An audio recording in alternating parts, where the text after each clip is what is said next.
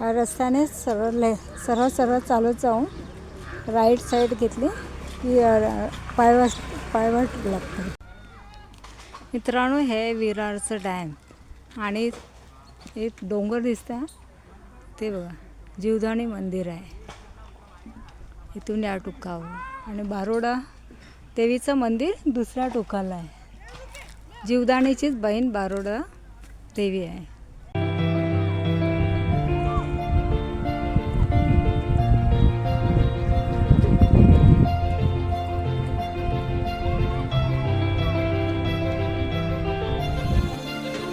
ती ह्या डोंगरावरती आणि विरारची जीवदानी माता या डोंगरावर.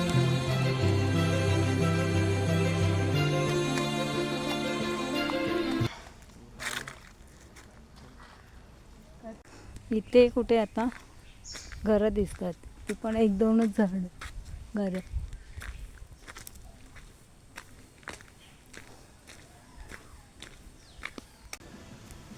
आणि ह्या पायऱ्या आहेत, या चढत वरती जायचं आहे आपल्याला आता. मित्रांनो, इथे कधी आलं तर कोणीतरी एखादं बरोबर घेऊन या, कारण हे जंगल असं आहे की इथे एकट्याने येणं खूप कठीण आहे. मी इथे आल्यावर या 2 मुलांची ओळख करून त्यांची कंपनी घेतली पुढे जाण्यासाठी. हे आहे बारोड, हे छोटं मंदिर, ते बारोड देवी आणि शंकराची पिंडी आहे. नंदी आहे तिथे, हनुमंताचं छोटं मंदिर आहे.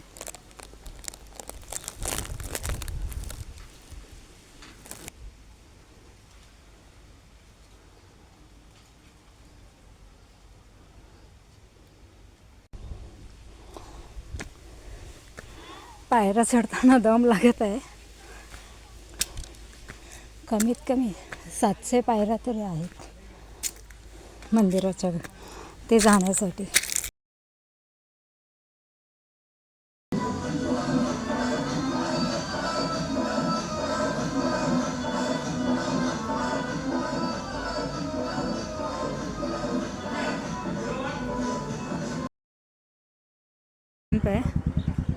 सुंदर असं आहे बघा. मी दुपारच्या वेळेला निघाले म्हणून इथे जास्त माणसं नव्हती.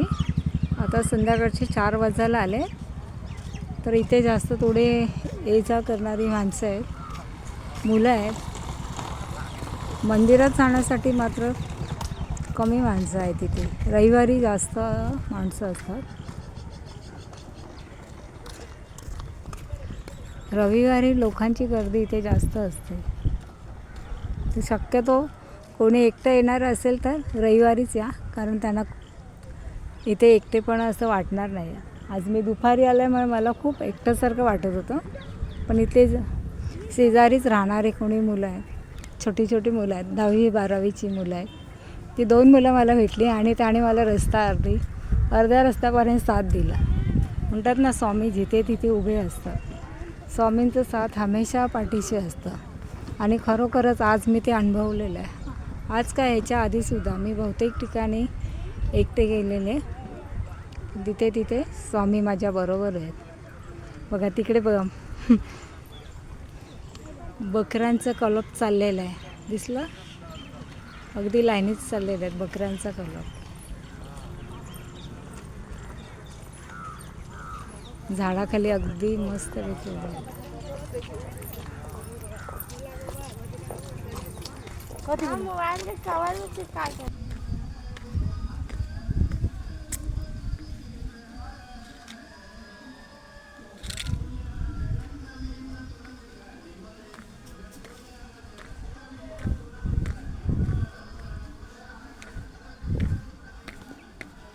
मित्रांनो, इथे बघा, कुठेच तुम्हाला जास्त घरं दिसणार नाहीत. ही पायवाट चाललेली आहे बघा.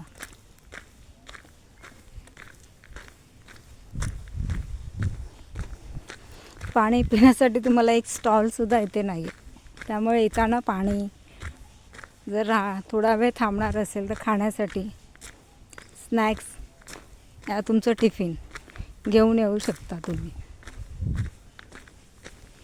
हे बघ.